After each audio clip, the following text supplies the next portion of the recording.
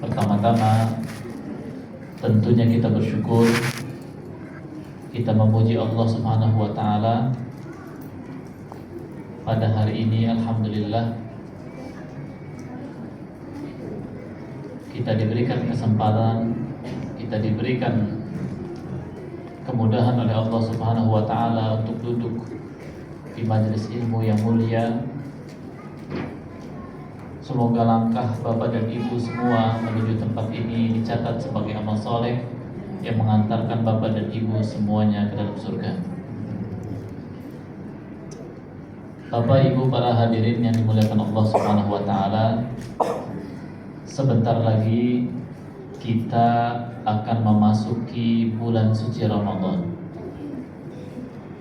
Bulan yang mulia, bulan yang penuh dengan ampunan dan penuh dengan keberkahan. Dan tentunya pada bulan suci Ramadan kita semua diperintahkan oleh Allah Subhanahu wa taala untuk berpuasa. Ya ayyuhalladzina amanu, wahai orang-orang yang beriman, kutiba alaikumusiyam, diwajibkan atas kalian untuk berpuasa. Kama kutiba alal ladzina min qablikum, sebagaimana telah diwajibkan atas orang-orang sebelum kalian. La'allakum tattaqun, agar kalian semua menjadi orang-orang yang bertakwa. Pada ayat ini, ma'asyiral muslimin, Bapak Ibu para hadirin yang dimuliakan Allah Subhanahu wa taala, Allah memanggil orang-orang yang beriman. Ya ayyuhalladzina amanu, wahai orang-orang yang beriman. Kita semua yang beriman kepada Allah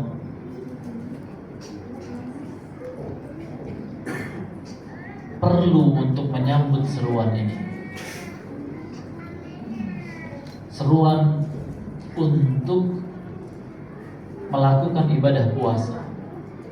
Dan puasa ini merupakan amalan yang sangat luar biasa di sisi Allah Subhanahu wa taala. Karena puasa berbeda dengan ibadah yang lain. Puasa mengandung rahasia antara seorang hamba dengan Allah Subhanahu wa taala. Karena kalau sholat kita bisa melihat gerak-geraknya. Tapi kalau orang yang berpuasa, orang tua tidak mengetahui secara persis apakah anak-anaknya betul-betul puasa atau tidak. Jadi puasa ini amalan yang berasal dari niat batin yang dia tunjukkan kepada Allah Subhanahu wa taala. Seseorang bisa berbohong kepada manusia, mengaku saya berpuasa, di rumah dia makan, dia minum. Jadi puasa ini luar biasa di sisi Allah. Bahkan Allah Subhanahu wa taala mengatakan kullu amal ibni adam lahu, setiap amal anak Adam ini untuknya illa siyam, kecuali puasa. Fa innahu li, karena sesungguhnya puasa itu adalah untukku. Dan keimanan seseorang diuji di sini. Pada saat dia menahan dirinya dari lapar, menahan dirinya untuk tidak makan dan minum, itu semua dia lakukan sebagai wujud keimanannya kepada Allah Subhanahu wa taala. Maka puasa mendidik kita semua untuk menjaga keimanan dan memperkokoh keimanan kita kepada Allah. Ini poin yang pertama, bahwa ibadah puasa mendidik kita untuk menjaga dan memperkokoh keimanan kita kepada Allah Subhanahu wa ta'ala. Lalu pertanyaannya, kenapa kita harus beriman? Kenapa kita harus perkuat keimanan kita kepada Allah?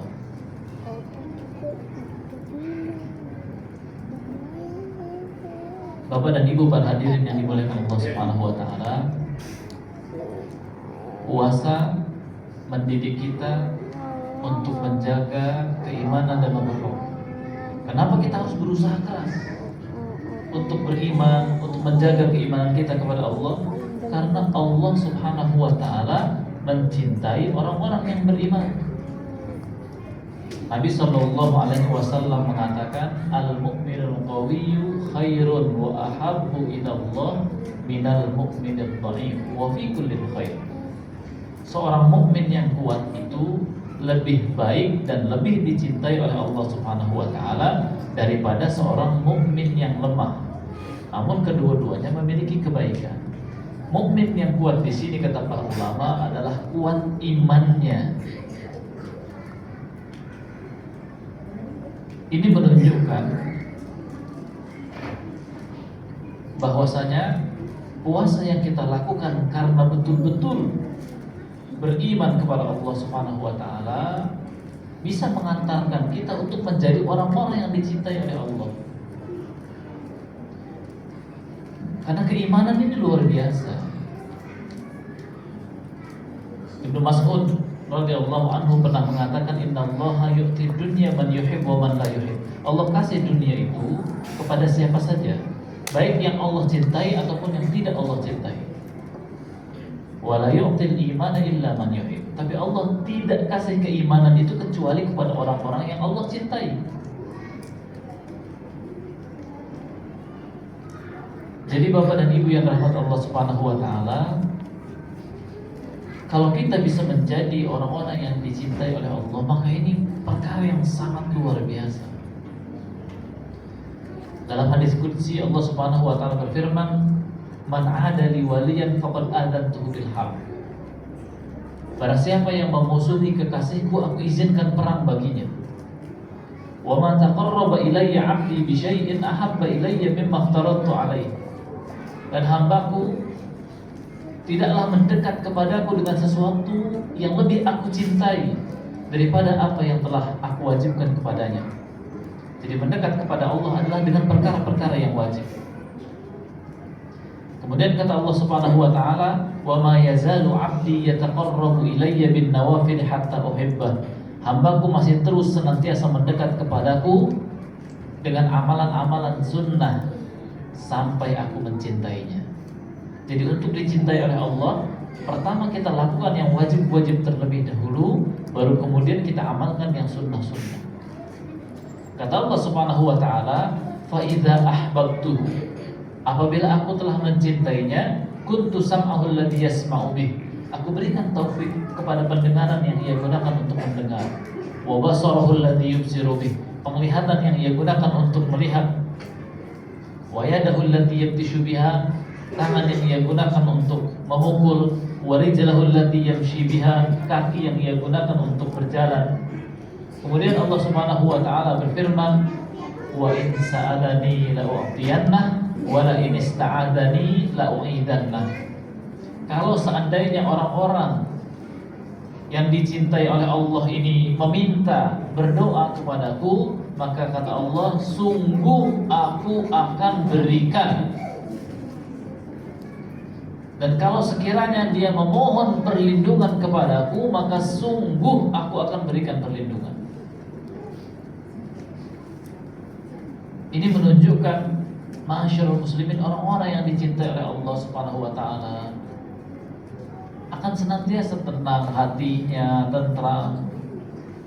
Karena setiap apa yang diinginkan olehnya, dia meminta kepada Allah. Pada saat dia butuh A, B, C, D, dia meminta kepada Allah Subhanahu wa taala, Allah kabulkan permintaannya.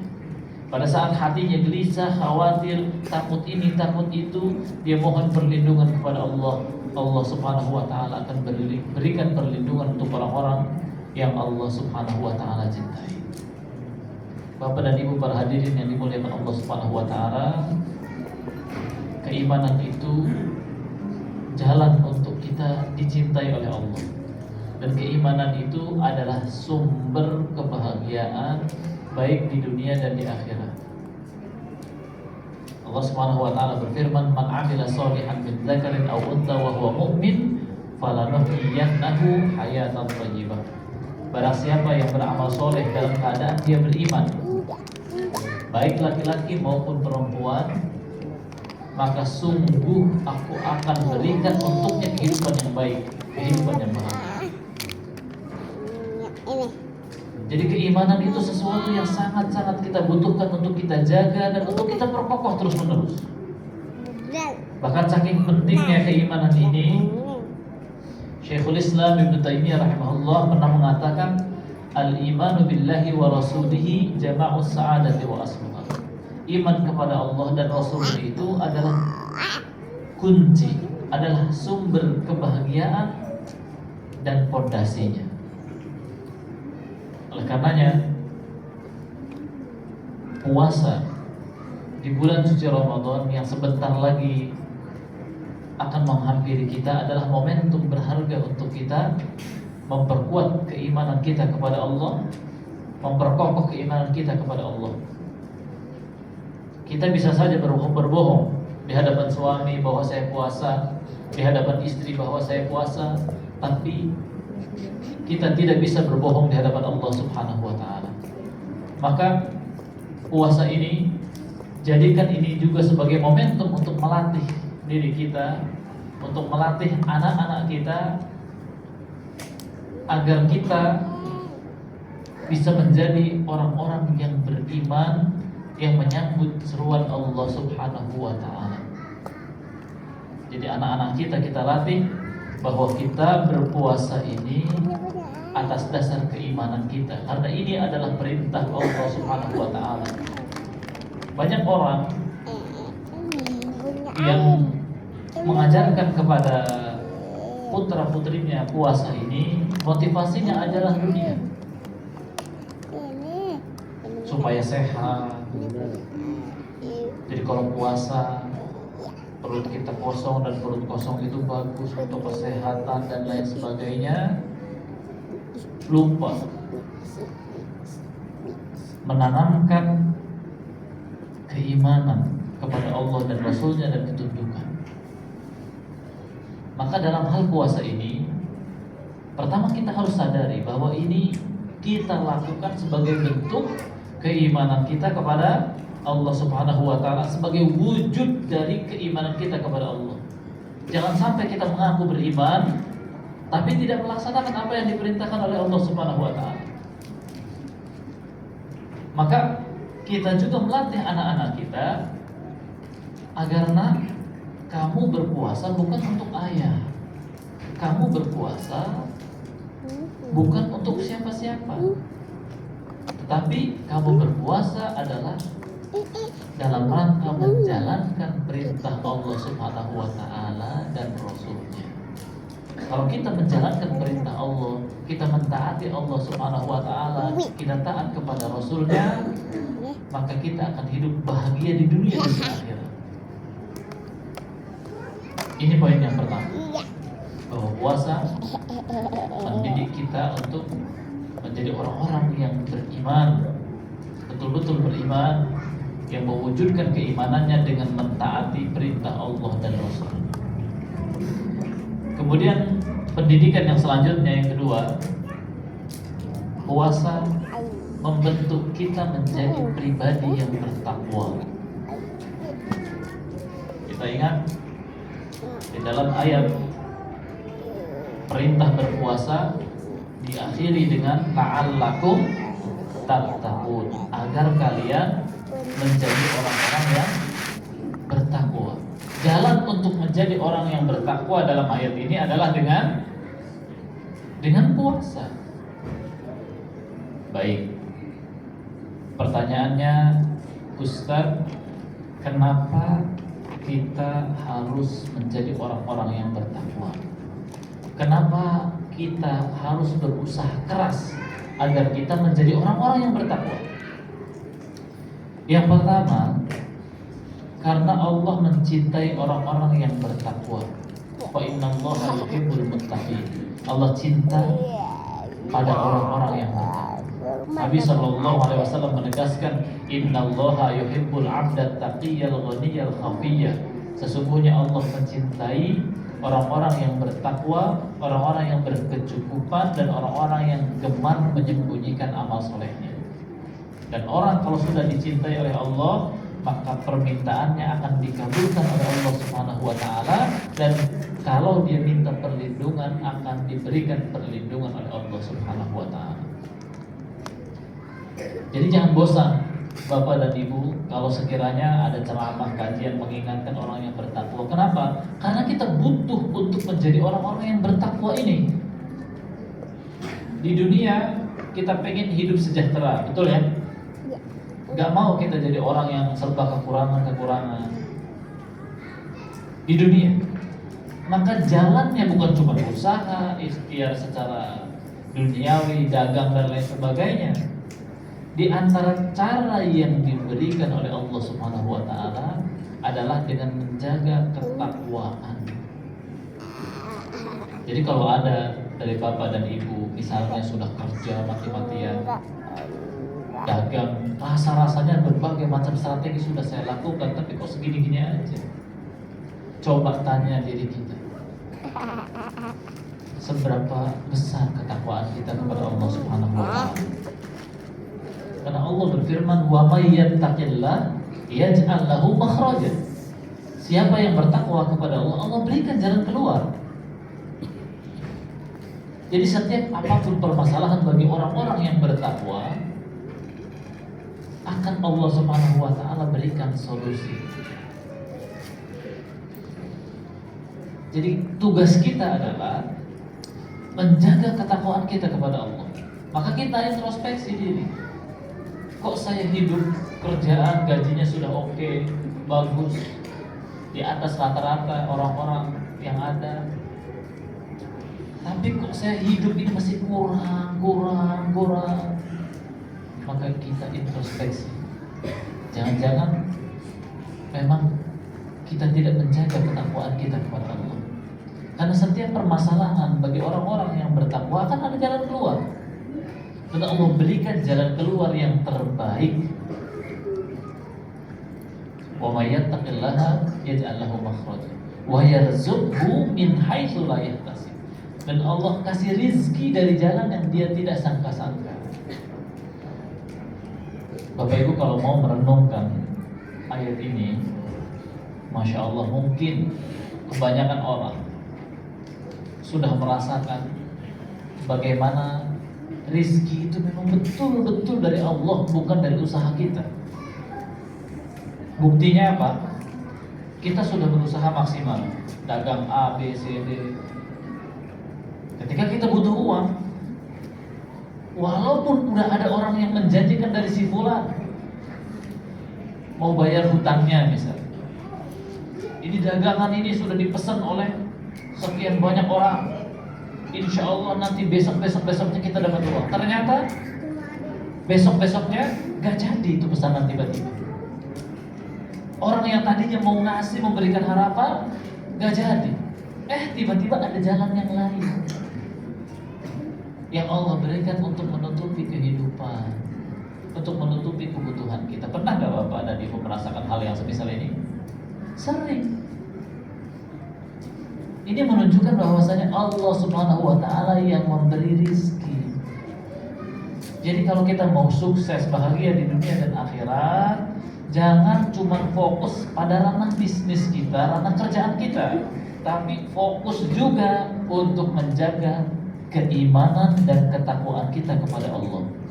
Kalau kita seorang pedagang, pastikan kita jaga keimanan dan ketakwaan kita kepada Allah pada saat kita berdagang.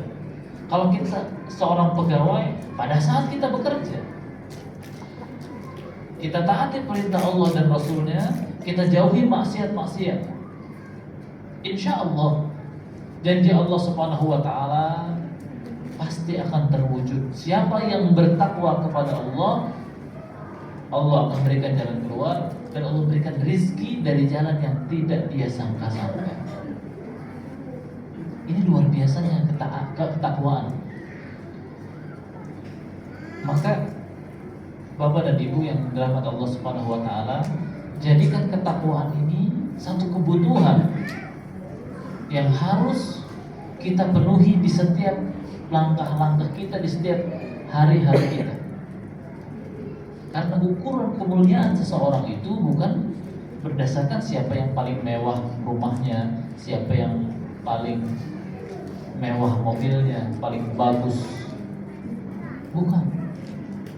Tapi ukuran kemuliaan seseorang, kata Allah Subhanahu wa taala, inna akramakum indallahi atqakum. Sesungguhnya yang paling mulia di antara kalian di sisi Allah siapa? Adalah orang yang paling bertakwa. Dan ketakwaan ini juga membawa keberkahan dalam hidup. Karena Allah Subhanahu wa taala juga berfirman, walau anna ahlal qura amanu wattaqau, kalau sekiranya seorang penduduk negeri itu beriman dan bertakwa, la fatahna alaihim barakatim minas samai wal ardh, maka sungguh kami akan bukakan untuk mereka keberkahan dari langit dan dari bumi. Ini luar biasanya orang-orang yang bertakwa di dunia. Kalau di akhirat bagaimana Ustaz? Terlebih lagi di akhirat. Uiddat lil muttaqin. Surga itu disiapkan untuk siapa? Untuk orang-orang yang bertakwa. Makanya Allah Subhanahu wa taala perintahkannya adalah dengan kalimat wasari'u, segera. Jangan tunda-tunda. Wasari'u ila maghfiratin min rabbikum. Segeralah kalian menuju ampunan dari Rabb kalian, wa jannatin arduhas samawati wal ardh, dan menuju surga yang lebarnya seluas langit dan bumi. Uiddat lil muttaqin, disiapkan untuk orang-orang yang bertakwa, bersegera perintahnya. Dan surga ini luar biasa kenikmatannya. Penghuni surga tidak akan pernah mati, dia akan terus hidup. Penghuni surga, kata Nabi Sallallahu Alaihi Wasallam, antal amu fala tab'asu abadan, akan terus mendapatkan nikmat, menikmati ini, nanti diberikan kenikmatan lagi, diberikan kenikmatan lagi, diberikan kenikmatan lagi. Hidup penuh dengan kenikmatan, gak pernah merasakan kepayahan, gak pernah merasakan kesusahan buat orang-orang yang mau di surga. Dia akan terus muda, kata Nabi Sallallahu Alaihi Wasallam, gak akan pernah tua. Dan berbagai macam kenikmatan yang luar biasa. Bahkan Nabi Sallallahu Alaihi Wasallam pernah menceritakan salah satu orang yang terakhir dikeluarkan dari api neraka. Jadi orang yang terakhir dikeluarkan dari api neraka dan dimasukkan ke dalam surga. Nabi Shallallahu Alaihi Wasallam pernah mengisahkan. Jadi orang ini diperintahkan oleh Allah Subhanahu Wa Taala, idhab fadkhul jannah. Pergilah engkau, masuklah ke dalam surga. Kemudian dia masuk, bergerak. Ternyata di tengah jalan dia berhenti dan berbalik. Dihayalkan di dalam kepalanya bahwa surga sudah penuh. Tapi kata Allah Subhanahu wa taala, "Idhab fadkhulil jannah." Pergilah, masuklah ke dalam surga. Berjalan lagi. Dihayalkan di dalam hayalannya itu bahwa surga sudah penuh. Maka dia akhirnya balik lagi. Kata Allah Subhanahu wa taala, "Pergilah, masuklah engkau ke dalam surga untuk dunia dan segala isinya dan 10 kali lipat." Bayangkan, orang yang terakhir masuk surga diberikan dunia dan semisal langit dan dunia dan segala isinya dan 10 kali lipat. Kita ini punya Jakarta saja, misalnya Jakarta milik kita. Wah, itu luar biasa. Ini gimana kalau seluruh dunia ini di bawah kekuasaan kita dan kita betul-betul dilayani, disiapkan pelayan-pelayan untuk para penghuni surga. Jadi kenikmatannya luar biasa surga ini. Dan surga itu disiapkan untuk orang-orang yang bagaimana?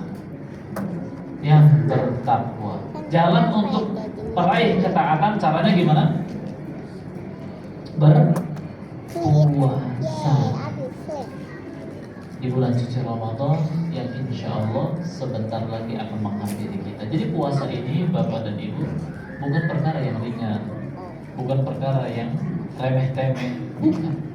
Puasa ini memiliki nilai pendidikan yang sangat luar biasa kita butuhkan. Kemudian pendidikan yang selanjutnya adalah yang nomor 3, puasa ini melatih untuk merasa diawasi oleh Allah Subhanahu wa Ta'ala. Puasa ini mengajarkan kita, mengajarkan kepada anak-anak kita untuk merasa diawasi oleh Allah Subhanahu wa Ta'ala. Istilahnya adalah muraqabah. Seperti yang saya sampaikan di awal, bahwa seseorang bisa saja mengatakan berpuasa tapi sembunyi-sembunyi, ngumpet-ngumpet, dia makan, dia minum. Maka kita harus menyadari bahwa dengan kita berpuasa ini, kita dididik, kita dilatih untuk terus merasa bahwasanya Allah melihat kita, terus merasa bahwasanya Allah mengawasi kita. Sekecil apapun dosa atau maksiat yang dilakukan oleh kita, Allah mengetahui, dan itu semua akan tercatat. Sekecil apapun maksiat yang kita lakukan di kala sendirian, kunci rapat, semua gak bisa masuk, tetap Allah Subhanahu wa Ta'ala bisa melihat. Jadi kita mendidik diri kita dan juga anak-anak kita dengan berpuasa ini apa? Nah, kita berpuasa ini karena keimanan kita kepada Allah, karena kita ingin berharap menjadi orang-orang yang bertakwa, dan kita juga apa? Dengan berpuasa ini kita merasa bahwa kita ini diawasi oleh Allah. Mungkin kamu bisa umpet-umpetan di hadapan manusia, makan, umpet-umpet, minum, umpet-umpet, tapi ini semua di hadapan Allah diketahui. Wa kana Allahu ala kulli syai'in raqiba. Bahwa Allah Subhanahu wa Ta'ala itu mengawasi segala sesuatu. Kita sampaikan kepada anak-anak kita, alam bi annallaha yara. Tidak tahukah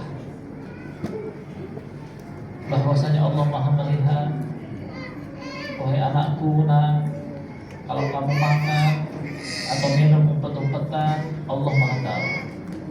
Kamu mungkin bisa bersembunyi dari mata ayah, dari mata bunda, tapi gak bisa bersembunyi dari penglihatan dan pengawasan Allah Subhanahu wa Ta'ala.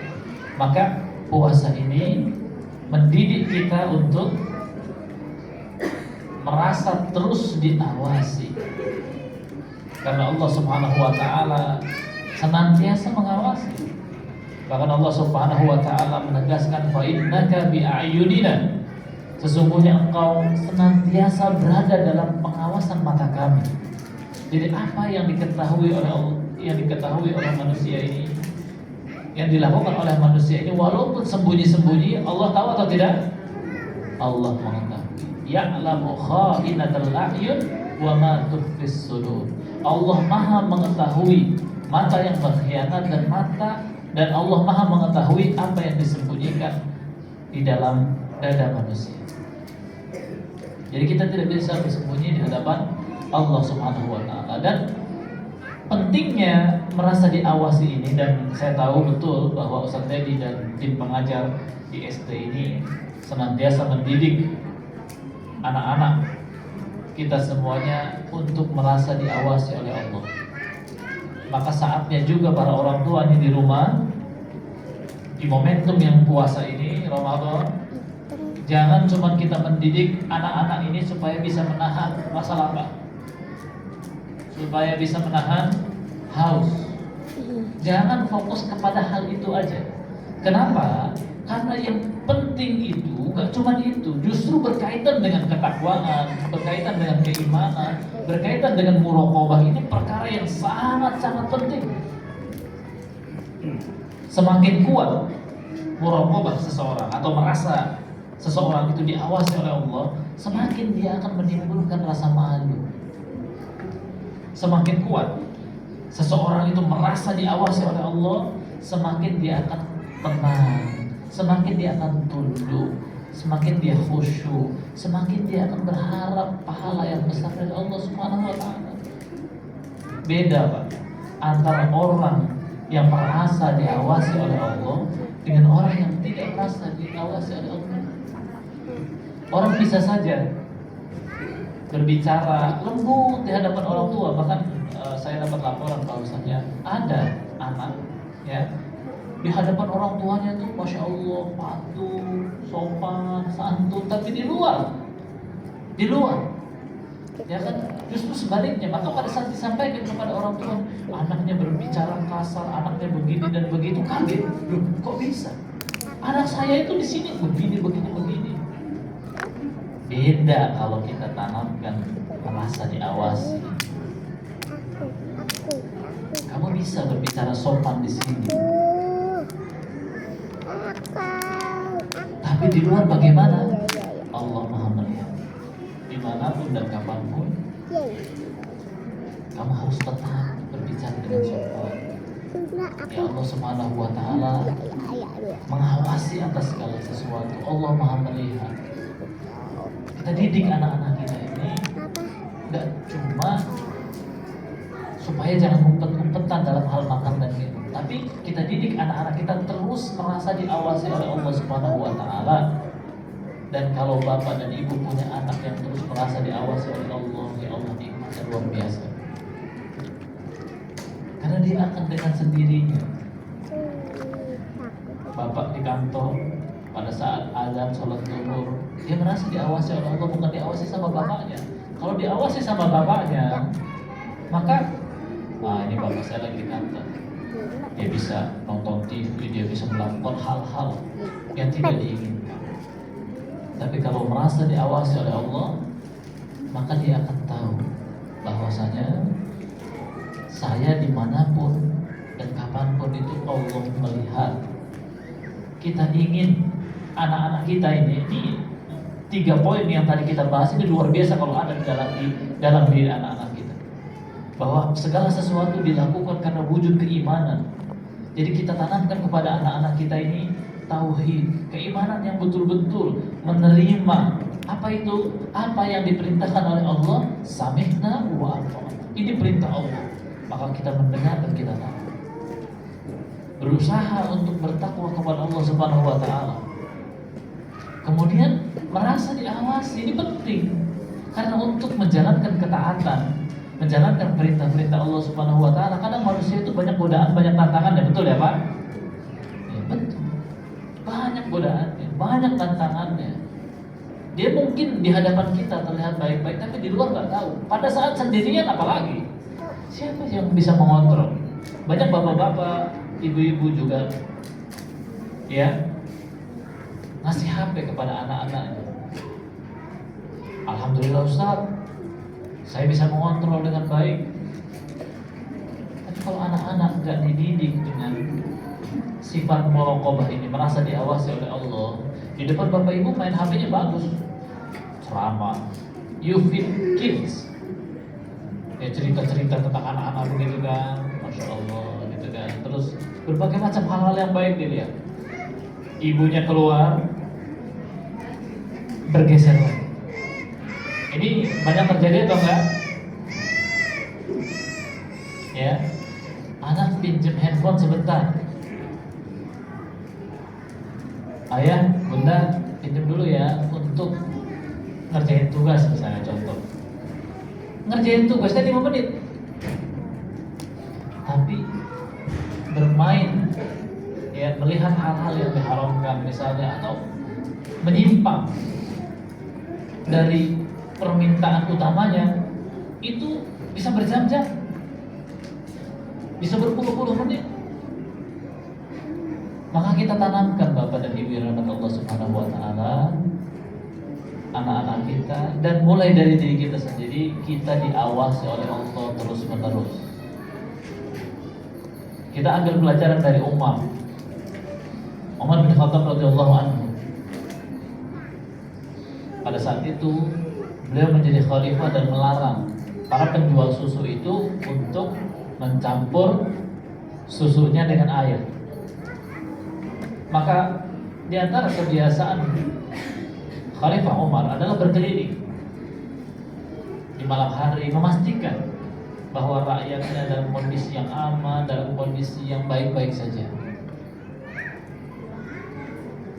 Kemudian suatu malam Umar beristirahat, duduk di sebuah dinding, bersandar di sebuah dinding, beristirahat. Ternyata Umar mendengar seorang wanita disuruh oleh orang tuanya untuk mencampur air dengan susu. Maka kata sang wanita ini, bagaimana mungkin aku mencampurnya sedangkan Amirul Mukminin Umar bin Khattab melarang hal tersebut. Maka dikatakan kepada anak itu, Umar tidak tahu, campur aja. Tapi anak ini mengatakan jika Umar tidak tahu, maka Tuhannya Umar tahu. Lihat bagaimana seseorang kalau sudah merasa diawasi oleh Allah. Walaupun Umar tidak tahu, tapi Tuhannya Umar tahu, dan aku tidak akan pernah mau melakukan hal yang telah dilarang. Keimanan yang luar biasa, ketakwaan yang luar biasa tercermin. Karena apa? Karena dia merasa diawasi, merasa dilihat oleh Allah Subhanahu wa taala. Jadi penting atau tidak ini merasa diawasi oleh Allah? Untuk anak-anak kita penting? Sangat penting dan sangat kita butuhkan. Bukan cuma untuk anak-anak kita, untuk diri kita sendiri. Maka melihat kondisi seperti ini, Umar takjub. Maka Umar pulang, kemudian di pagi harinya memerintahkan anaknya yang bernama Asim untuk mencari wanita tersebut, ya, dan menikahi wanita tersebut, dan menikahlah anaknya Umar dengan wanita tersebut, dan kemudian lahirlah dari keturunannya seorang yang luar biasa, ya, khalifah yang adil, khalifah yang luar biasa rasa takutnya kepada Allah, pemimpin yang luar biasa yang bernama Umar bin Abdul Aziz. Ya, lahir dari keturunan orang yang seperti apa? Yang merasa diawasi oleh Allah Subhanahu wa taala. Jadi Bapak dan Ibu, kalau kita ingin anak-anak kita merasa diawasi oleh Allah Subhanahu wa taala, yang pertama yang harus kita lakukan dimulai dari mana dulu? Dari diri kita dulu. Kita berpuasa ini, ya, kita latih diri kita untuk kita ini apa? Merasa diawasi oleh Allah Subhanahu wa taala. Kemudian pendidikan yang keempat dari ibadah puasa ini adalah melatih kesabaran dalam ketaatan. Sabar dalam ketaatan kepada Allah. Orang-orang yang berpuasa harus sabar menahan diri dari makan dan minum, menahan diri dari hubungan antara suami dan istri pada saat dia berpuasa, dan dari hal-hal yang diharamkan oleh Allah Subhanahu wa taala. Maka semua ini tidak akan terwujud tanpa kesabaran dalam diri kita. Jadi ketaatan itu tidak bisa secara konsisten kita lakukan kalau kita tidak sabar. Ya. Dan semua yang ada di dunia ini, apakah kita diberikan harta yang berlimpah, apakah kita kekurangan harta, itu semuanya ujian, butuh kesabaran. Ya, saking pentingnya sabar ini, Ya, seorang sahabat mengatakan as-sabru bil iman bimanzilatir ra'si minal jasad. Sabar dalam perkara iman itu seperti kepala untuk badan kita. Bisa hidup nggak badan kita tanpa kepala? Bisa hidup atau tidak? Tidak bisa hidup. Ya, seperti itulah keimanan kita, ketaatan kita nggak bisa tegak sempurna terus-menerus secara konsisten tanpa kesabaran. Puasa butuh kesabaran atau tidak? Butuh kesabaran. Kalau nggak sabar, jangankan sehari, mungkin setengah hari sudah berbuka. Ya, jadi sekali lagi, puasa itu butuh kesabaran dan kita dididik, dilatih untuk sabar. Banyak orang yang sabar bisa menahan dari makan dan minum, tapi dia nggak sabar dalam hal menahan diri dari perbuatan maksiat. Ya kan? Nah, orang-orang yang biasa banyak, ya, kalau puasa itu masya Allah, bukber di mana-mana, luar biasa, penuh berbagai macam tempat-tempat makan. Jadi kumpul-kumpul itu banyak sekali. Ya, bandingkan dengan di masjid.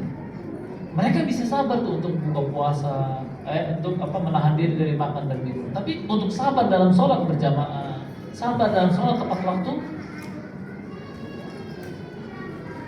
tidak demikian. Oleh karenanya, puasa ini hendaknya melatih kita enggak cuma sabar dalam perkara makan dan minum. Kalau kita bisa sabar dalam perkara makan dan minum, yakinkan diri kita bahwa kita juga bisa sabar dalam ketaatan kepada Allah. Kita juga bisa sabar menahan, ya, usaha untuk ngilangin rasa malas itu, insya Allah bisa. Karena puasa ini kan gak gampang, dari pagi sampai dari terbit fajar sampai dengan terbenam matahari sampai dengan sholat maghrib, itu kan waktu yang lama. Belum lagi nanti kita aktivitas, belum lagi kalau kita olahraga kadang-kadang haus dan lain sebagainya. Kita bisa sabar tuh. Masa kita nggak bisa sabar untuk sholat tepat pada waktunya? Kan cuma sebentar. Lebih sebentar mana? Puasa atau sholat? Jauh. Sholat lebih sebentar. Menahan diri dari berkata-kata kasar, harusnya kita bisa sabar. Jadi kesabaran kita itu gak hanya dalam hal perkara makan dan minum. Maka jadikan momentum puasa ini melatih kita semuanya, suami, untuk sabar. Jangan dikit-dikit ngomel sama istri, ya kan? Ya, para istri juga harus sabar dalam berbakti, dalam melayani para suami. Jangan dikit-dikit ngeluh. Ya, jadi bapak dan ibu, puasa ini jadikan ini semua momentum, bukan cuma untuk bapak dan ibu semuanya, untuk saya secara khusus. Ya, kita berusaha maksimal agar puasa kita ini nanti melatih kita untuk sabar dalam menjalankan ketaatan kepada Allah Subhanahu wa Ta'ala. Perhatikan nasib orang-orang yang bersabar. Saya ambil contoh, ya, Yasir dan keluarganya. Pada saat awal-awal Islam, mereka semua disiksa dengan berbagai macam siksaan. Ya, istrinya Yasir disiksa dengan berbagai macam siksaan. Nabi yang melihat pada saat itu dalam kondisi yang Islam masih lemah, masih belum bisa melawan, maka kata Nabi SAW, "Isbiru ala Yasir fa inna mau'idahumul jannah." Sabarlah engkau wahai keluarga Yasir, tempat kembalimu surga. Maka ini menjadi penguat untuk mereka untuk sabar dalam mempertahankan keimanan. Maka Sumayyah, ya, istrinya Yasir ini dibawa ke padang pasir, ya, kemudian ditaburi pasir yang panas, diletakkan di atas padang pasir, ditindih dengan batu, masih saja kuat, gak goyah keimanannya Sumayyah ini, sampai bikin kesel Abu Jahal. Akhirnya dia membunuh Sumayyah. Sabar dalam keimanan kepada Allah Subhanahu wa Ta'ala, ya, dan janji yang disampaikan oleh Nabi SAW, sabarlah engkau keluarga Yasir, bahwa tempat kembali kalian adalah surga. Lihat bagaimana luar biasanya. Ya, Bilal bin Rabah. Bilal dahulu hanya karena beriman kepada Allah, mempertahankan keimanannya kepada Allah, di lehernya diikat, ditarik-tarik oleh anak-anak kecil, dijadikan main-mainan keliling-keliling kota Makkah. Hanya karena dia asyhadu an la ilaha illallah wa anna muhammadar rasulullah. Ini Bilal. Cukup sampai di situ siksaannya? Ternyata tidak. Bilal dibawa kepada pasir yang panas, itu dengan batu yang besar. Tapi itu semua tidak membuat Bilal meninggalkan agamanya, meninggalkan keimanannya kepada Allah. Justru Bilal semakin kuat dalam menjaga keimanannya kepada Allah. Dan luar biasa. Apa akibatnya, Bapak dan Ibu yang dirahmati Allah Subhanahu wa taala? Suatu hari Nabi sallallahu alaihi wasallam menyampaikan, "Sami'tu khashfana 'alaika baina yadayya fil jannah." Aku mendengar suara terompah sendalmu di surga. Kesabaran dalam menjaga keimanan kepada Allah, kesabaran dalam menjaga ketaatan kepada Allah Subhanahu wa taala. Khabbab bin Al-Arat, seorang sahabat yang mulia, menutupi kisah ini untuk menutup pertemuan kita pada pagi hari ini. Khabbab bin Al-Arat, seorang sahabat yang mulia, di awal-awal keislaman seperti halnya Bilal, seperti halnya Yasir, mereka mendapatkan siksaan. Maka Khabbab bin Al-Arat bersama orang-orang yang terus sering disiksa datang kepada Nabi sallallahu alaihi wasallam, bertemu Nabi di sekitaran Ka'bah.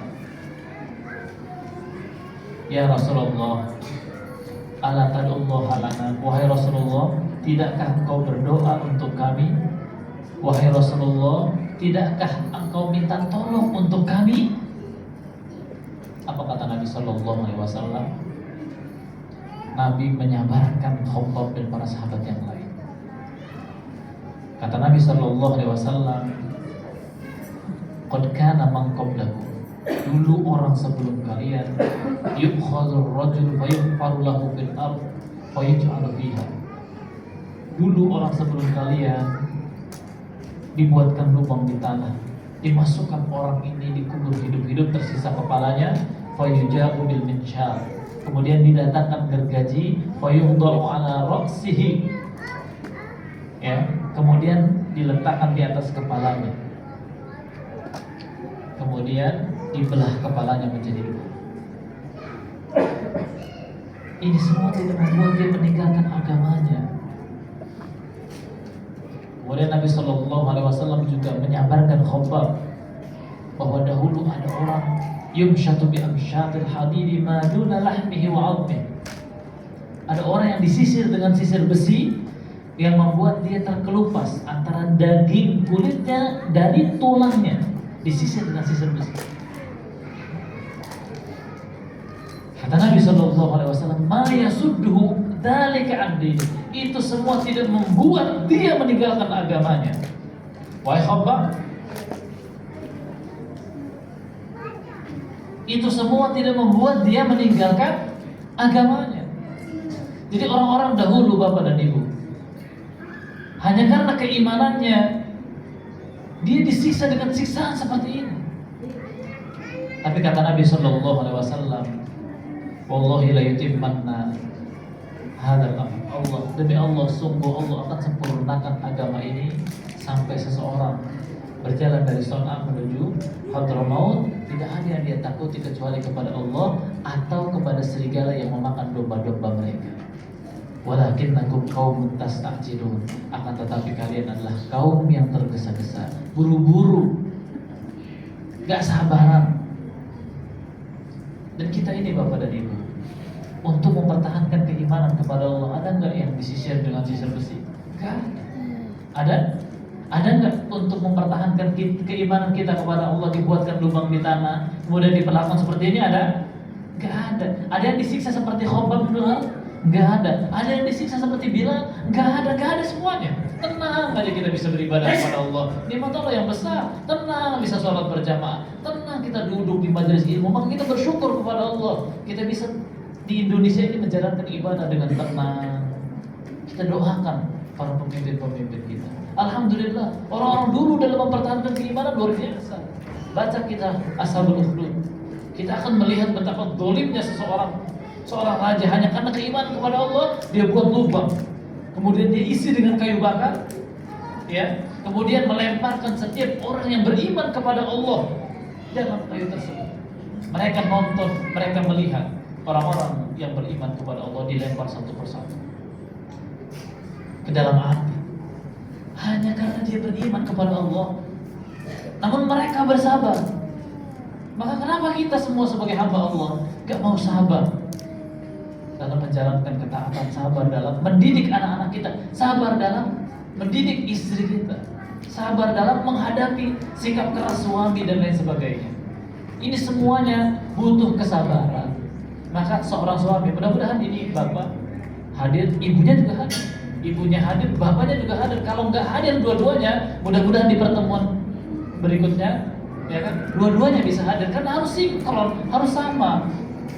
Bapak misalnya yang hadir, istrinya nggak hadir, bapak bisa sabar, tapi ngedidik istri, ngasih tahu lagi. Ya kan, kalau istrinya juga mendengar, sama-sama mendengar, oh ternyata kita harus sabar. Setidaknya, ya kan, beberapa waktu ke depan, insya Allah kita masih ingat. Mudah-mudahan jika nasihat-nasihat ini bermanfaat. Ya kan, syukur-syukur bisa terus diamalkan. Ya, pada saat misalnya istri melihat bapaknya berlebihan dalam marahin anak, istrinya nanti mengingatkan, sabar, untuk mendidik anak butuh kesabaran dan lain sebagainya, terus kita doakan. Jadi saling mengingatkan. Katanya Ustaz, jadi mudah-mudahan ini ayah dan orang tuanya bisa hadir ya. Tapi kalau nggak bisa ya perwakilan pun juga tidak apa-apa, gitu kan. Dan alhamdulillah hari ini yang hadir juga cukup banyak, dan mudah-mudahan juga yang tidak hadir bisa menyimak dan mengambil faedah dari apa yang saya sampaikan pada pagi hari ini. Sebetulnya banyak materi-materi yang bisa kita bahas, namun karena keterbatasan waktu pada pagi hari ini saya cukupkan sampai di sini. Saya minta satu orang untuk memberikan kesimpulan, menarik kesimpulan dari apa yang kita pelajari pada pagi hari ini ya. Saya mau melihat catatan seseorang yang mencatat. Mana nyatet ini sekarang nih bapak-bapak ini? Oh, lupa bapak. Oh, sudah di luar kepala ya? Masya Allah. Coba antum nyatet kan? Hah? Boleh. Berikan mic-nya dan simpulkan materi pada pagi hari ini. Kira-kira apa saja yang antum dapatkan dari materi ini, dan niat untuk ke depan saya mau melakukan apa? Bismillah. Assalamualaikum warahmatullahi wabarakatuh.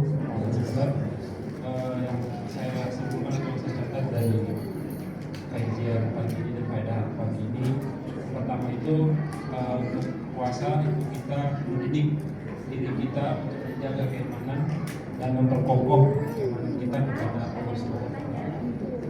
Kemudian yang kedua, kita dalam berpuasa kita membentuk pribadi kita menjadi orang. Dan yang ketiga, puasa itu melatih diri kita diawasi oleh Allah Subhanahu wa Ta'ala atau muraqabah.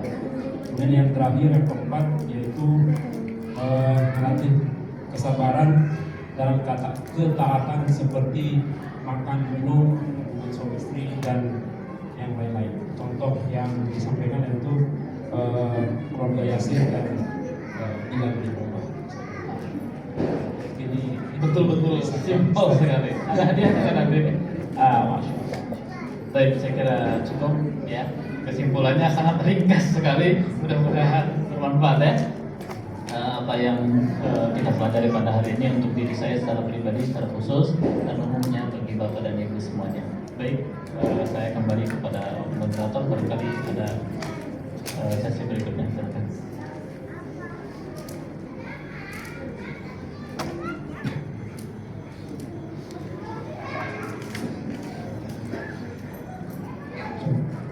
Alhamdulillah, jazakallah khairan kepada Ustaz Zaki yang ini Hafizahullah Ta'ala yang memberikan kita nasihat tentang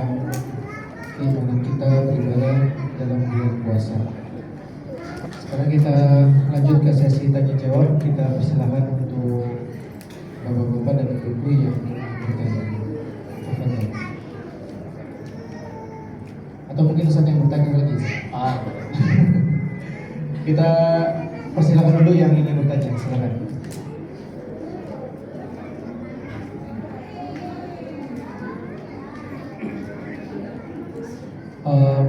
Nanti silakan perkenalkan diri dari mana dan nama dan dari perwakilan TK atau SD. Bismillahirrahmanirrahim. Nama saya Tadi. Saya perwakilan dari ayah wali dari nama Kaisa kelas 1 SD. Saya mau bertanya atau ada poin-poin yang paling memantik saya di poin pertama ya, karena kebetulan saya di kerjaan di kantor itu ada program diet atau program makan sehat ya. Di tahun lalu saya ingat ketika diskusi terkait puasa itu ada teman yang menyinggung puasa berat badannya turun berapa kilo. Nah ini terkait dengan poin pertama terkait iman dan meluruskan niat ya. Bagaimana ketika niat itu tercampur bahkan mungkin terlupa gitu ya, bahwa niat itu sebenarnya utamanya itu ibadah. Tapi ketika berjalan puasa, kita bilang jalan puasa yang kita pertama kali kita ingat tuh diet, terus turun berat badan karena puasa, terus juga manfaat lainnya. Dan mungkin ini akan mempengaruhi karena ya amal itu bergantung dari niat, dan apa yang kita dapatkan itu berasal dari niat ya. Mungkin butuh tambahan nasihat dari Ustaz untuk bagaimana dengan pola-pola atau niat-niat yang tercampur-campur seperti ini. Terus bagaimana kita baiknya selain di keluarga, di rumah, mungkin nanti juga mungkin kita akan membagikan faedah ini. Ini menurut saya yang paling sangat penting ya, niat di awal sebelum puasa itu. Membagikan atau memberikan nasihat dengan cara terbaik, misalnya di kantor gitu atau di keluarga, bagaimana bisa kita supaya bisa meluruskan niat kembali, supaya tujuannya itu utamanya adalah ibadah gitu. Sedangkan yang lainnya itu ya bonus atau apa ya. Ya itu. Baik, jazakallahu khairan. Berkaitan dengan masalah puasa ini memang perlu Bapak dan Ibu ketahui bahwasanya puasa itu manfaatnya secara fisik tidak hanya diketahui oleh orang-orang Islam. Orang-orang Barat, orang-orang kafir juga menerapkan pola hidup sehat dengan mereka berpuasa. Orang-orang yang tidak mengerti bahwa Islam ini memerintahkan puasa juga, mereka menyadari bahwa puasa itu penting untuk kehidupan mereka. Dan seringkali juga atlet dan mungkin orang-orang yang bergerak di bidang kesehatan tubuh atau bodybuilding gitu kan, itu mereka juga menyarankan untuk apa? Untuk berpuasa. Gitu kan? Ada istilah yang mungkin Bapak dan Ibu sudah mengenal seperti misalnya intermittent fasting dan lain sebagainya. Gitu kan? Itu merupakan intinya adalah makan waktu-waktu tertentu, minum waktu-waktu tertentu, gitu kan? Nah sisanya puasa. Gitu. Jadi kesehatan itu, ya, sains sekarang sudah membuktikan bahwasanya dalam seseorang berpuasa itu apa? Dia akan bisa membuat tubuh dia menjadi lebih sehat. Dan itu sudah disadari oleh banyak orang, gitu kan?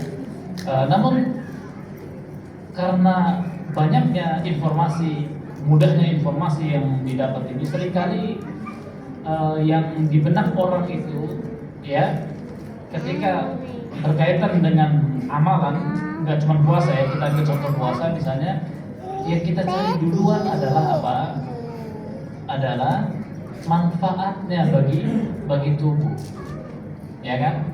Banyak juga, kenapa nak kita harus sholat? Yang kita cari, yang di orang tua cari duluan itu informasi, oh kalau sholat itu gerakannya begini, ini baik bagi kesehatan jantung, ini baik bagi kesehatan ini, kesehatan itu, ya kan? Itu yang diutamakan. Padahal ya kita dalam Islam ya diperintahkan oleh Allah Subhanahu wa taala untuk taat kepada Allah dan Rasulnya, baik kita ketahui hikmahnya atau tidak. Poin ini yang seringkali dilalaikan oleh kita. Apa itu? Menyadarkan atau menanamkan kepada diri kita dan anak-anak kita, ini perintah Allah. Ini perintah Allah. Menyehatkan atau tidak menyehatkan itu nomor berikutnya. Ini adalah perintah Allah. Wa may yuti'illaha wa rasulahu faqad faz. Ya kan? Siapa yang taat kepada Allah dan Rasulnya, maka dia mendapatkan kemenangan, kebahagiaan, kesuksesan. Jadi Nabi Shallallahu Alaihi Wasallam menanamkan kepada para sahabatnya agar sami'na wa ata'na, bukan seperti para pendahulu mereka, sami'na wa asoina, kami mendengar tapi kita durhaka, gak mau taat. Ya kan? Seorang muslim tidak. Dan ini poin penting. Ini sangat-sangat penting dalam kita memberikan motivasi baik kepada keluarga, kepada para sahabat, kepada teman-teman, kepada teman kantor dan lain sebagainya. Apa itu? Menanamkan keimanan dan ketundukan. Islam itu berserah diri, istislam, berserah diri. Artinya tunduk sepenuhnya kepada Allah Subhanahu wa taala. Ada hal-hal yang kita ketahui hikmahnya, ada hal-hal yang tidak kita ketahui hikmahnya. Ya, maka seperti puasa. Ya, bagaimana cara kita untuk memotivasi teman-teman kita, ya, agar mereka bisa menjalankan puasa, ya, atas dasar keimanan dan ketakwaan kepada Allah. Yang pertama, mereka harus kasih tahu dulu ilmunya. Ya, kita kasih tahu dulu ilmunya. Ya, barang siapa yang puasa di bulan Ramadan dengan penuh keimanan dan berharap pahala dari Allah. Nah, ini kata kunci dalam hadisnya. Maka dia akan diampuni dosanya.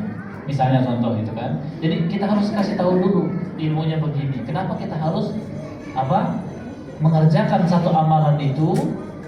Ya, maka pertama ini loh perintahnya. Kita kasih ini dulu, informasi dulu. Ya, kalau kita ingin orang untuk bergerak, berpuasa kah, untuk berolahraga kah, untuk apapun. Kalau dia nggak tahu apa-apa, susah, nggak bisa. Kita berharap istri kita semoga dapat hidayah, tapi kita nggak pernah ngajarin dia, susah juga. Kita nggak pernah ngajak dia ke majelis ilmu, ya susah, ya kan? Jadi harus ada ilmunya. Jadi kalau kita ingin ya mengajak teman-teman kita ini berpuasa atau sahabat-sahabat, karib kerabat, saudara-saudara itu untuk berpuasa karena Allah, ya kita kasih tahu ilmunya.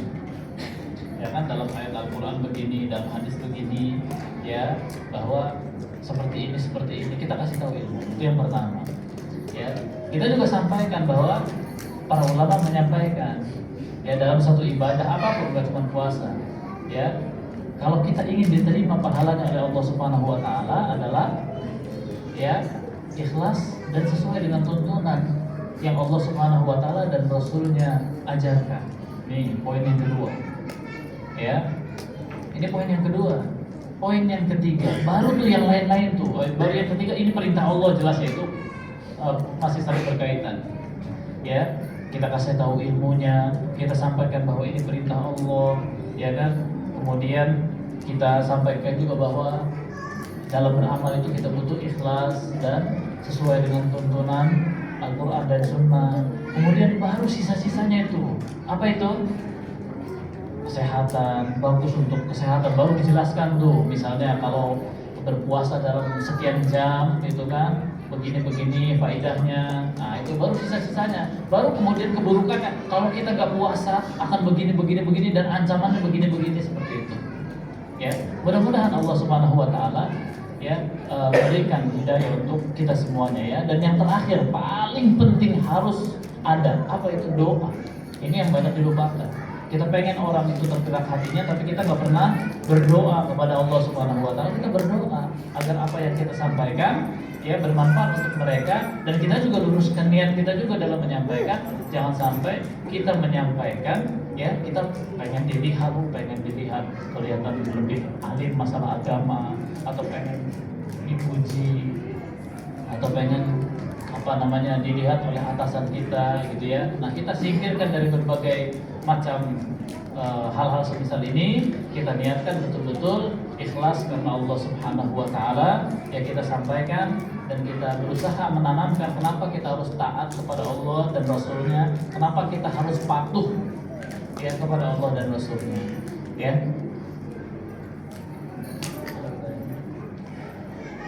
Kita beri kesempatan untuk ibu-ibu. Silakan ibu-ibu.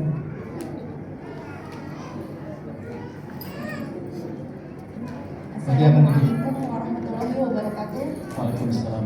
Bapak Ustaz izin bertanya, bolehkah kita memotivasi semangat anak dalam beribadah dengan memberikan hadiah?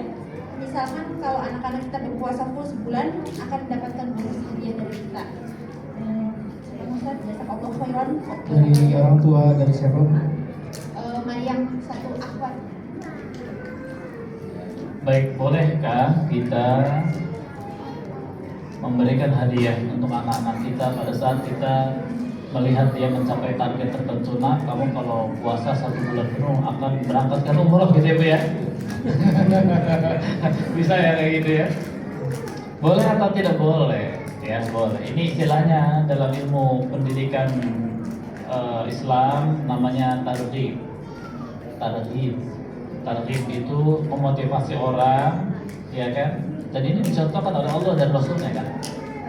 Ya, kita lihat di dalam ayat-ayat Al-Quran, ya, di dalam hadis-hadis Nabi, Allah Subhanahu Wa Taala juga mengiming-imingi kita dengan balasan yang luar biasa, ya, balasan yang luar biasa. Ya, berapa banyak misalnya barang siapa yang bertakwa kepada Allah maka Allah siapkan surga, ya kan? Ini hadiah, ini motivasi, ya. Allah Subhanahu Wa Taala akan berikan surga. Maka boleh nggak kita mengajak anak-anak kita untuk berpuasa itu dengan cara memberikan hadiah, ya, kepada anak-anak kita? Nah, kalau kamu berpuasa sebulan penuh, insya Allah kita akan berangkat umroh misalnya. Boleh, bagus itu, bagus. Akan tetapi, gitu ya, seiring berjalannya waktu kita juga harus tanamkan kepada anak-anak kita bahwa kita niat itu puasa nanti untuk apa? Bukan untuk mendapatkan hadiah umroh, tapi untuk apa? Untuk Allah Subhanahu Wa Taala seiring berjalannya waktu. Tapi sebagai pemantik, ya kan, kita iming-imingi dengan hadiah, ya, kita motivasi mereka, anak-anak kita dengan hadiah. Nah, itu sangat dibolehkan, ya. Apalagi kalau anak kita tipikal memang dia terpacu kalau dengan hadiah. Ada orang-orang model begitu. Jadi kalau misalnya dia mencapai target tertentu, ya, saya kasih sepeda, saya contohnya, ya. Nah, dia akan semangat tuh berpuasa. Ya boleh saja, masih anak-anak. Nah, tapi seiring berjalannya waktu kita kasih juga pemahaman, pengetahuan itu bahwa puasa ini kamu akan jadi nilai pahala kalau sekiranya nanti kamu lakukan itu karena Allah Subhanahu Wa Taala, bukan semata-mata karena hadiah. Kalau kamu lakukan ini karena hadiah, maka pahalanya kamu ya nggak dapat, kamu cuma dapatnya hadiahnya aja, ya kan? Nggak dapat pahala. Pilih mana pahala yang Allah Subhanahu Wa Taala siapkan balasan dari Allah atau sepeda, ya kan? Nah, diberikan pemahaman seperti itu seiring berjalannya waktu. Tapi kalau mengawali dengan hadiah, memotivasi dan lain-lain, boleh, gitu ya. Ada tipikal orang-orang yang memang semangat kalau misalnya diberikan hadiah. Para pegawai, kalau seandainya penjualan kalian misalnya mencapai target tertentu, gratis umroh, ya kan? Kalau misalnya sukses dalam hal ini, saya berikan ini begini sudah banyak dilakukan, ya. Ini istilahnya target. Banyak orang-orang termotivasi dengan seperti ini. Tapi juga kita harus paham, ada orang-orang yang tidak termotivasi dengan seperti ini. Misalnya contoh ya, kalau misalnya mencapai target sekian akan diberikan umroh, tapi dipikir-pikir, wah kayaknya target itu terlalu tinggi, saya nggak mau beli, jadi biasa-biasa aja. Akhirnya ada nggak yang seperti itu? Banyak juga. Maka kita ketahui anak-anak kita ini tipikal orang yang seperti apa. Makanya dalam pendidikan Islam yang ada tidak cuma tarhib, tapi ada juga tarhib. Tarhib itu semacam memberikan ancaman atau konsekuensi, Ya, konsekuensi kita sepakati misalnya kalau dalam ilmu pendidikan saat ini, misalnya, nah kita sepakati ya dari sekian sampai dengan sekian. Kalau sekiranya kamu nggak mencapai target, maka konsekuensinya akan begini. Jadi seimbang antara target dan target. Kenapa? Karena banyak orang ya, coba, misalnya contoh ya. Nah, kamu kalau naik sepedanya pelan-pelan ya, pelan-pelan, nanti kamu akan saya kasih roti misalnya. Gitu kan ya, tapi anak ini yang biasa kenceng, saya nggak butuh roti, hajar aja kan begitu kan, banyak kayak gini kan, banyak kayak gini. Ada orang yang kalau udah jatuh, baru tuh dia, waduh rasain sakitnya, ya kan? Tipikal orang tuh beda-beda, makanya di dalam Islam itu ada tarhib, ada tarhib, ada orang, nah udah bisa bawa motor nih, orang-orang yang udah gede-gede, ya kan? Nah, jangan kebut-kebut kalau bawa motor, ya kan? Di depan orang tuanya oke, keluar dari rumah gas terus, ya kan? Diomongin orang tuanya tuh dilupain gitu aja, ya kan? Diingetin lagi, hati-hati nak, kalau kamu ini bisa jatuh, kamu sakit begitu, biasa aja dia. Nanti kalau udah jatuh baru dia ngambil pelajaran. Ada orang tipikal model kayak gitu, ya. Jadi intinya bahwa dalam hal kita memotivasi anak, apakah itu dengan puasa atau perkara-perkara yang lain, maka upayakan untuk kita seimbangkannya antara tarhib dan tarhib. Kita juga menyampaikan, kalau kamu mencapai target begini, maka akan mendapatkan ini. Tapi kalau misalnya minimalnya sekian, terus kemudian ada konsekuensi yang disepakati oleh anak. Ini juga untuk melatih, ya anak-anak kita itu bertanggung jawab juga. Ya kan, kalau misalnya contoh masalah kebersihan kamar dan lain-lain juga memang harus kita latih, kita upayakan. Kalau kita coba, kamu kalau bersihin kamar, ya kan, kamar bersih dalam 1 bulan, maka saya akan memberikan sepeda contohnya ya, misalnya, gitu kan. Tapi kalau kamu misalnya contoh, ya kan, orang dicoba di 1 bulan, kayaknya ini nggak bener nih, maksudnya tuh kayaknya nggak bersih cuma sehari, 29 harinya itu adalah kotor. Berarti anak ini belum tergerak dengan hadiah. Entah hadiahnya yang kurang, tapi kitanya nggak mampu berikan hadiah yang lebih mahal lagi kan, begitu kan? Atau memang anak ini nggak cocok diberikan hadiah, begitu kan? Berarti kalau kita coba dengan tarhibnya, bersihin ini ya, bersihkan bagus, perintah Allah begini, manfaatnya begini, ya keburukannya begini. Yuk kita buat kesepakatan dari jam sekian sampai jam sekian kamu bersih ya. Kalau nggak bersih konsekuensinya apa, ya kan? Nah itu kita buat kesepakatan ke anak-anak, jadi anak-anak pun juga merasa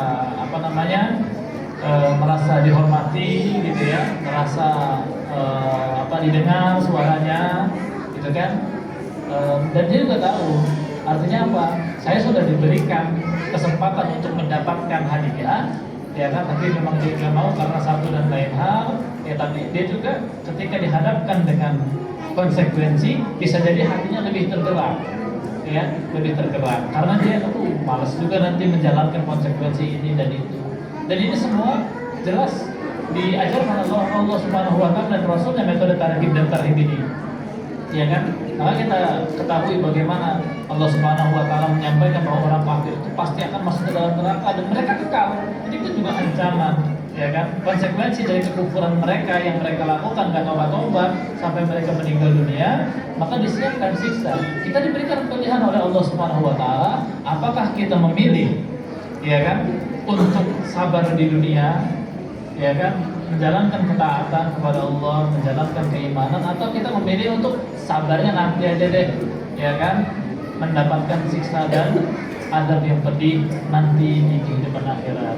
Ini pilihan dari Allah Subhanahu wa Ta'ala untuk kita sebagai manusia, dan itu punya konsekuensi masing-masing. Ya, tarhib dan tarhib sekali lagi ibu boleh dilakukan, dan itu metode yang bagus dan sangat bermanfaat, dan terbukti manfaatnya itu sudah ada sejak dahulu, ya. Metode ini juga diamalkan oleh Rasulullah Sallallahu Alaihi Wasallam. Baik, kita kembali ke bapak-bapak, silakan.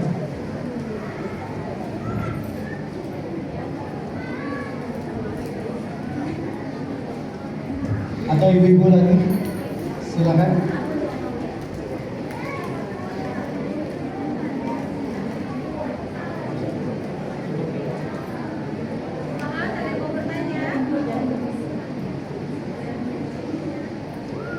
Silakan Umahan.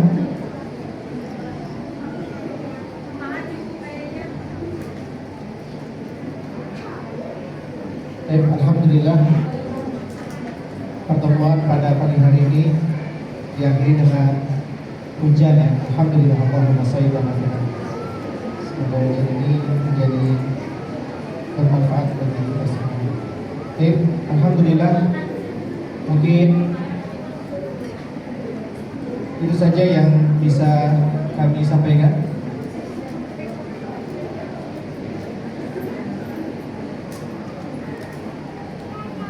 Mohon maaf, ada sedikit pengumuman dari Kepala PKBM Alamana. Silakan Pak.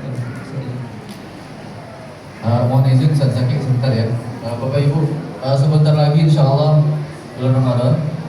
Seperti biasa kami mengajak partisipasi daripada para orang tua PKBM Alamana dan unit TK untuk sama-sama mensukseskan kegiatan ibadah yang ada di Masjid Al-Manah. Di antaranya yang sudah kami share di beberapa grup, yaitu ada buka bersama, kajian, itikaf dan sebagainya. Dan kami tidak menyebarluaskan informasi ini kecuali ke dalam keluarga besar Al-Manah. Karena kami yakin dengan banyaknya orang tua ini, kalau kemarin sedikit bisa sukses, banyak bisa lebih sukses lagi. Maka harapan kami, Bapak Ibu, mungkin idenya, tenaganya, hartanya bisa sama-sama kita sukseskan untuk kegiatan-kegiatan yang ada di Masjid Al-Manah selama bulan Ramadan khususnya. Semoga dengan itu kita mendapatkan pahala yang besar yang tentu kita sudah tahu ya bagaimana ibadah di bulan Ramadan. Mungkin itu ya informasi dari kami. Semoga kita bisa mensupport sama-sama. Terima kasih. Assalamualaikum warahmatullahi wabarakatuh. Sekali lagi jazakumullah khairan. Semoga pertemuan kita pada pagi hari ini semoga Allah muliakan dan semoga Allah rahmati pertemuan kita pada pagi hari ini, dan kita akhiri pertemuan pada pagi hari ini dengan